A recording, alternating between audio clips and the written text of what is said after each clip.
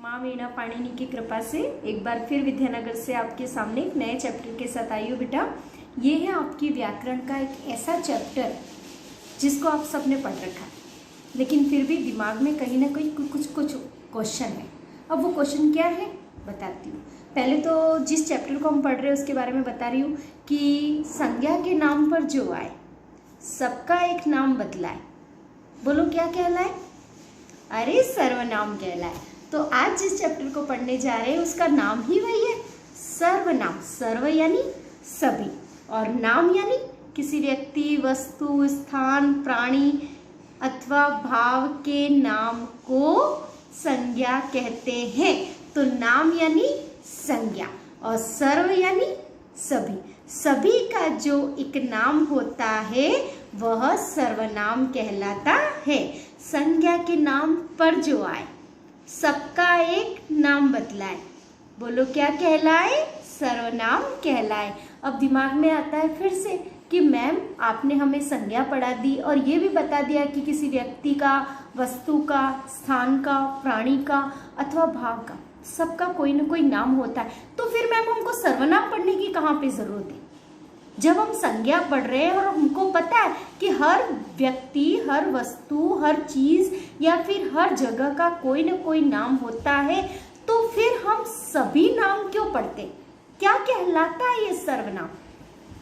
तो संज्ञा के स्थान पर प्रयुक्त होने वाले शब्द सर्वनाम कहलाते हैं। अर्थात किसी वाक्य में एक शब्द की बार बार पुनरावृत्ति न हो वह आपके क्या कहलाएंगे बेटा? सर्वनाम कहलाएंगे। क्या कहलाएंगे? सर्वनाम कहलाएंगे। कैसे? देखो, मैंने कहा गांधी जी ने हमारे देश को आजाद करवाने के लिए बहुत अथक प्रयास किया।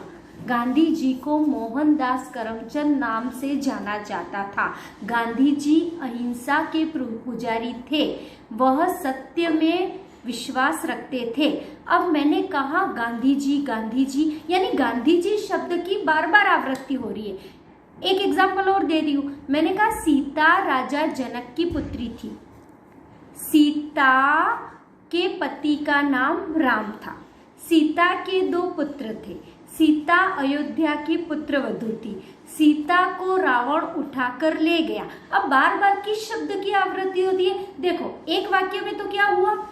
सीता, और दूसरे में क्या है? गांधी जी, यानी 2 शब्द बार बार आ रहे। इसकी जगह मैं यूं कहूं, गांधी जी ने हमारे देश को आजाद करवाने के लिए अथक प्रयास किया। वे अहिंसा के पुजारी थे। आपने सत्य और अहिंसा का पाठ पढ़ाया। वे, आप। और सीता की जगह मैंने कहा सीता राजा जनक की पुत्री थी, वह राम की पत्नी थी, वह अयोध्या की पुत्रवधू थी, उसके 2 पुत्र थे। तो ये वह, यह, वे, आप, ये सब क्या कहलाया बेटा? सर्वनाम कहलाया। क्या कहलाया? सर्व यानी सभी। वाक्य में एक शब्द की बार बार आवृत्ति हो रही थी। सीता और गांधी जी 2 शब्द बार बार आ रहे थे, इसलिए हमने उस आवृत्ति, पुनरावृत्ति दोष को निवारण करने के लिए एक शब्द बनाया जिसको कहते हैं सर्वनाम। क्या कहते हैं? सर्वनाम। मैं, तुम, हम, आप, यह, वह, ये सब क्या कहलाता है? सर्वनाम। अब आपसे कोई पूछता है कि सर्वनामों की संख्या क्या है? एक लड़का फटाक से उठा और बोला मैडम 6। मैंने कहा यू आर रॉन्ग, आप गलत हो। कैसे? मैंने कहा सर्वनाम के भेद 6 होते हैं, सर्वनाम की संख्या 11 होती है। ठीक है, कंफ्यूजन दूर हो गया। सर्वनाम के भेद 6 होते हैं और सर्वनामों की संख्या 11 होती है। अधिकतर बच्चा जब 3rd क्लास से लेकर आगे की ओर बढ़ता है तो उसके व्याकरण में एक चीज सबसे पहले सामने आती है, वो है आपका निबंध। निबंध हर परीक्षा में पूछा जाता है। माँ पर निबंध लिखो, गाय पर निबंध लिखो, दीपावली पर निबंध लिखो, होली पर निबंध लिखो। तो उस निबंध में एक चीज सामने देखी जाती है। क्या? निबंध में, व्याकरण में सबसे ज्यादा जो उपयोग में लाई जाती है वह है सर्वनाम। यानी निबंध में जब तक मैडम को ये पता लग जाता है कि एक शब्द की बार बार आवृत्ति नहीं हो रही है, जैसे मैंने कहा दीपावली दीपों का त्योहार है, हम दीपावली के दिन नए नए कपड़े पहनते हैं, हम दीपावली के दिन ये दीपक वगैरह जलाते हैं, तो ये हम वह ये आप, यानी निबंध में सबसे ज्यादा जो चीज प्रयोग में लाई जाती है वह आपकी क्या कहलाती है? सर्वनाम कहलाती है। तो पता चल गया बेटा कि पुनरावृत्ति दोष को जब हम हटाते हैं, यानी दोष का निवारण करने के लिए हम संज्ञा के स्थान पर जिन शब्दों का प्रयोग करते हैं वह क्या कहलाएगा बेटा? आपका सर्वनाम कहलाएगा। क्या कहलाएगा? आपका सर्वनाम कहलाएगा। अब सर्वनाम के भेद कितने? 6। कितने भेद है सर्वनाम के? 6 भेद होते हैं। पुरुषवाचक सर्वनाम, निश्चयवाचक सर्वनाम, अनिश्चयवाचक सर्वनाम, प्रश्नवाचक सर्वनाम, संबंधवाचक सर्वनाम और आपका निजवाचक सर्वनाम। कितने हो गए? फिर से पुरुषवाचक सर्वनाम, निश्चयवाचक सर्वनाम, अनिश्चयवाचक सर्वनाम, संबंधवाचक सर्वनाम, प्रश्नवाचक सर्वनाम और ये आपका आ गया निजवाचक सर्वनाम। यानी सर्वनाम के कितने भेद है बेटा? 6 भेद है। याद करना, और ध्यान से सुनोगे तो याद करने की भी जरूरत नहीं होगी, आप जो मेरा सुन लोगे वही आपको याद हो जाएगा। अब आपका आता है पुरुषवाचक सर्वनाम के भी 3 भेद होते हैं। सर्वनाम के 6 भेद होते हैं, पुरुषवाचक से लेकर निजवाचक तक, लेकिन आपका जो प्रथम है पुरुषवाचक सर्वनाम, उसके 3 भेद होते हैं। उत्तम पुरुषवाचक सर्वनाम, मध्यम पुरुषवाचक सर्वनाम और अन्य पुरुषवाचक सर्वनाम। अब आपका फर्स्ट जो पहला नंबर आता है वह कहलाता है बेटा उत्तम पुरुषवाचक सर्वनाम। जिन सर्वनाम शब्दों का प्रयोग बोलने वाला या लिखने वाला, यानी कौन बोलने वाला? कौन?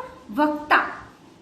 बोलने वाला या लिखने वाला खुद के लिए, यानी मेरे खुद के लिए, अपने के लिए, हम खुद भाव के लिए जो यूज करते हैं या प्रयोग करते हैं वह आपका आ जाएगा उत्तम पुरुषवाचक सर्वनाम। जैसे कहा मैं जयपुर में रहता हूं, मैं जयपुर में रहता हूं, यह मेरा घर है, मैंने यह कार्य किया। तो वहां पर जब वक्ता खुद के लिए जो कार्य कर रहा है, मुझको बुखार आया है, यानी खुद की बात कर रहा है। किसकी बात कर रहा है? खुद की बात कर रहा है। जहां वक्ता खुद की बात कर रहा है वहां पर, जैसे मम्मी गई किचन में और मम्मी को बोला मम्मी मुझे 1 गिलास पानी देना, तो आपने किसके लिए पानी मांगा?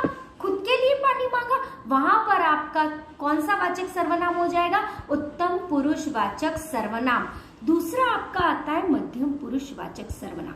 सुनना बेटा, जहां पर जिन सर्वनाम शब्दों का प्रयोग सुनने वालों के लिए किया जाता है, यानी मैं बोल रही हूं और मेरे आप सभी बच्चे सुन रहे हो, मेरे सारे विद्यानगर के बच्चे, ऑल माय स्टूडेंट, आप मेरी बात को ध्यान से सुन रहे हो और मैं यहाँ पर अपने वाचन कौशल का उपयोग करके आपके श्रवण कौशल तक आपको पहुंचा रही हूं।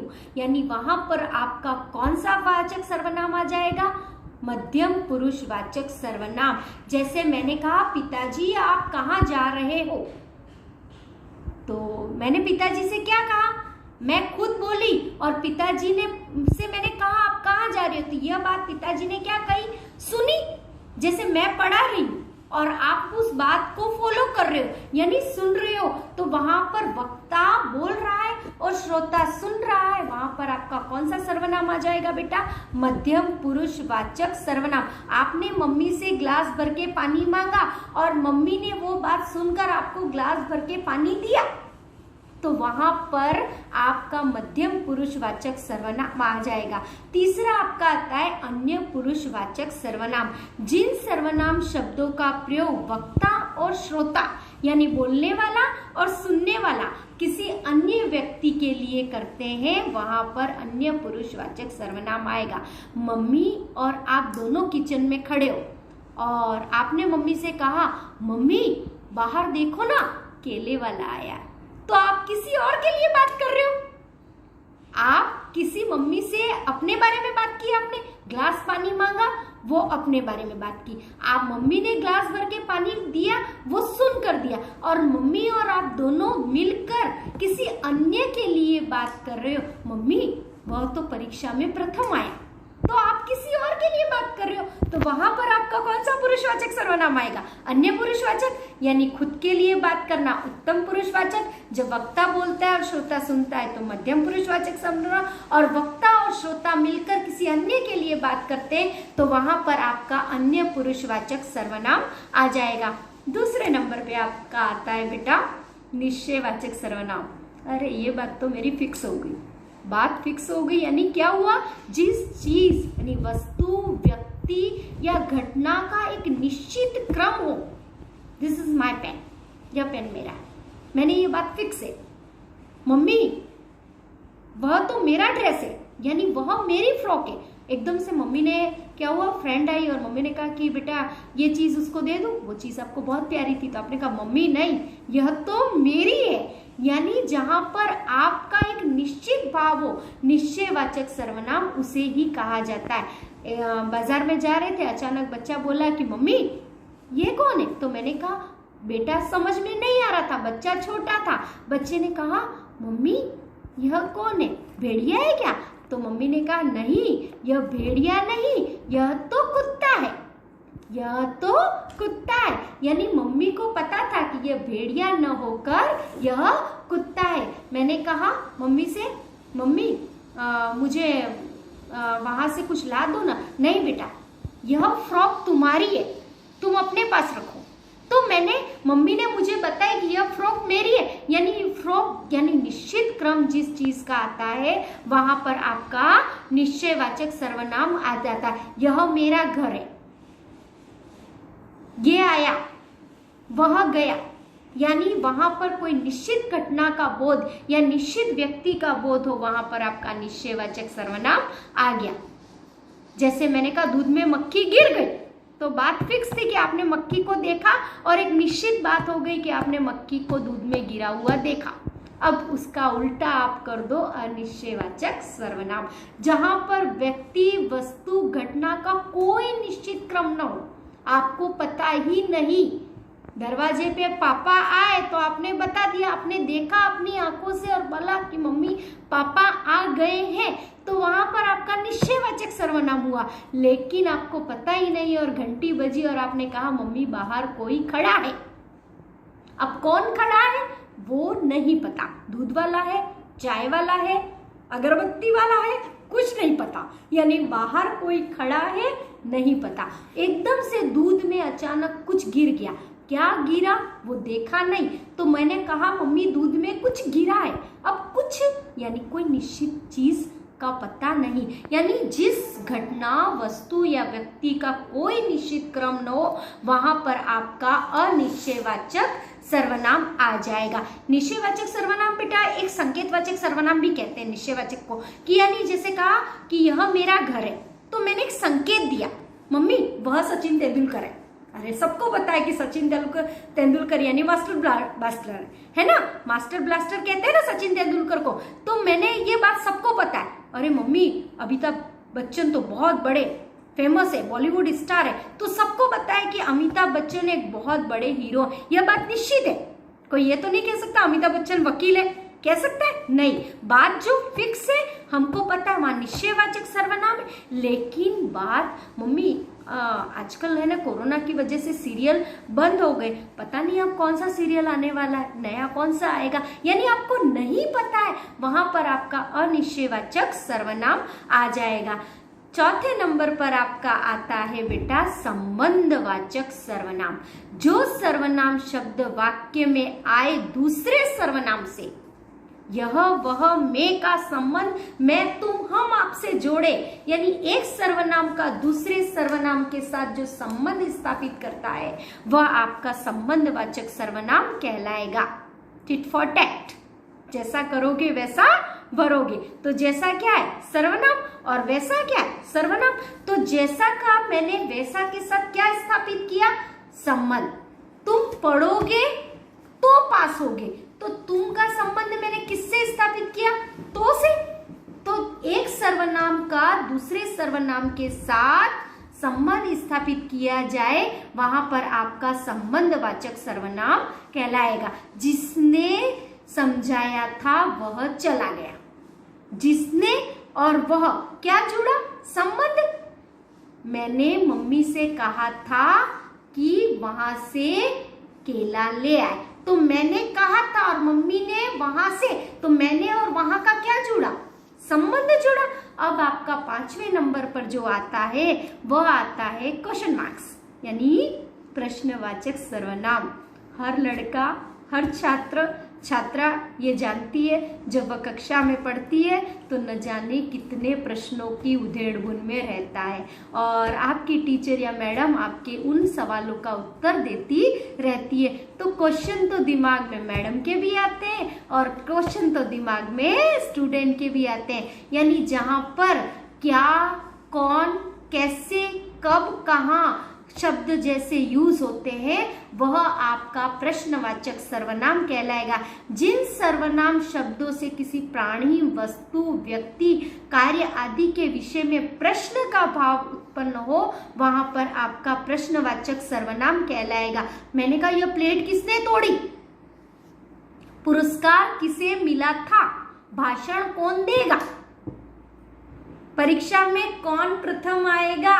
तो सबने हाथ खड़े कर दिए। जब रिजल्ट आया तो मैडम को पता चला कि आधे बच्चे तो झूठ बोल रहे थे, लेकिन जब मैडम ने कहा परीक्षा में कौन प्रथम आएगा, कौन, तो सबने खड़े कर दिए। कॉन्फिडेंस तो है कि नहीं मैम मैं कर सकता हूं और मैं करूंगा। तो मुझे तो ये पता है कि आप मेरे प्रश्नों का उत्तर जो समझ रहे हो उसका पूरा भी करोगे। अब जैसे मैं आपको इसी उदाहरण के द्वारा पूछ रही हूँ, क्या आप इस कोरोना में अच्छे से पढ़ाई करोगे? तो अभी वीडियो देखते ही दिमाग में आएगा यस मैम करेंगे, लेकिन 2 दिन बाद, ठीक है ना, मैडम ने कहा था 2 दिन बाद पढ़ लेंगे, तो वहां पर आपका कॉन्फिडेंस क्या हो गया? लूज हो गया। तो कॉन्फिडेंस को लूज नहीं करना है। और जिस प्रश्न को मैंने पूछा, क्या आप इस कोरोना में घर पर बैठकर पढ़ोगे? यस मैम हम पढ़ेंगे। अब आपका 6ठे नंबर पर जो आता है वह आता है निजवाचक सर्वनाम। जिन सर्वनाम शब्दों का प्रयोग वक्ता कर्ता के साथ अपनापन बतलाने के लिए करता है, वहां पर आपका निजवाचक, निज मतलब अपना ही होता है। निज मतलब बेटा अपना ही होता है। निज का मतलब ही अपना होता है, खुद का।